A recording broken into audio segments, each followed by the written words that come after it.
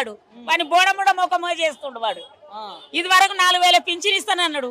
ఒక్క నెలనన్నా ఇచ్చిండాడు ఇయ్యలే. నా ఇల్లు మొత్తం కూలిపోయింది. ఇప్పుడు నా పిల్లగానికి 3 సంవత్సరాలు వెళ్ళిపోతాయి. ఇప్పుడు ఇంటికి పోయి ఇంత ఎంటికలు తీసుకుందామంటే నాకు ఉండ సోట్లేదు. కూలిపోయింది వర్షాలకు. వాడేం కూల కొట్టాలి, వర్షాలకు కూలిపోయింది. అప్పుడు కేసీఆర్ ముత్యమంత మూల కూలిపోతే నాకు 10,000 రూపాయలు ఇచ్చిండు. ఏడిచ్చిండు వాడు రూపాయలు. కాలుతో దచ్చుకుంటా పని చేసుకుంటున్నా. నీ బస్సు మనవాడ నేనేమో డ్యూటీ చేస్తున్నానా? డ్యూటీ చేసే వాళ్ళకు న్యాయం, వాళ్ళకు డ్యూటీ వస్తుంది. మళ్ళా బస్సు పిరి నేనేం డ్యూటీ చేస్తున్నాను? దినాం బస్సులో తిరుగుతా నేను అంతే. మరి మమ్మల్ని ఏం కోటీశ్వరులు చేస్తాడు, మమ్మల్ని బొంద పెడతాడు అంత లైన్ గా పొక్కలు తీసి. వాడేం చెయ్యడు.